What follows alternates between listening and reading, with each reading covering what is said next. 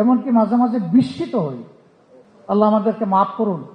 মসজিদের ইমাম মসজিদ নিয়োগ করতে গিয়েও সেটাও নাকি এই ধরনের কিছু লেনদেন করা লাগে। এই সমাজ কোথায় গিয়ে পৌঁছেছে?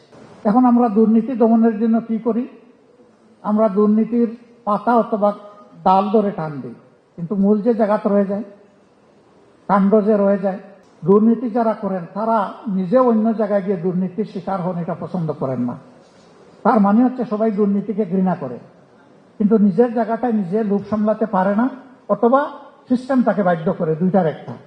যদি একটা হেলদি এনভায়রনমেন্ট আমরা ক্রিয়েট করতে পারি, তাহলে আলহামদুলিল্লাহ সবাই কমফোর্ট জোনে চলে আসে। আপনি ব্যবসা করে আনন্দিত, আরেকজন শিক্ষকতা করে আনন্দিত, এমনকি রাস্তায় যিনি পরিচ্ছন্নতা কর্মী তিনিও একটা প্রেস্টিজের সাথে তার দেশে তিনি সার্ভিস প্রোভাইড করেন। সবার জায়গায় সবাই নিরাপদ হবে, সন্তুষ্ট থাকবে। আমাদের থার্ড ফোকাস হচ্ছে জাস্টিস এভরিওয়্যার ফর এভরিওয়ান।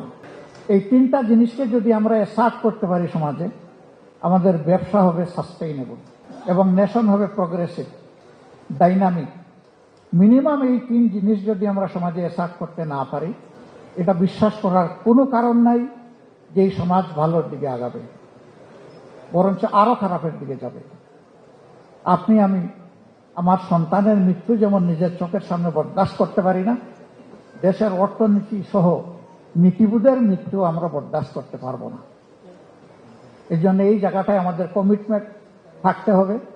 এবং এইখানে আমি আবারও বলবো যে রাজনৈতিক সদিচ্ছাই হচ্ছে মূল ইচ্ছা। এ জায়গা ঠিক হলে আমি বিশ্বাস করি সমাজ ঠিক হবে, তবে হ্যাঁ, একদিনে হবে না।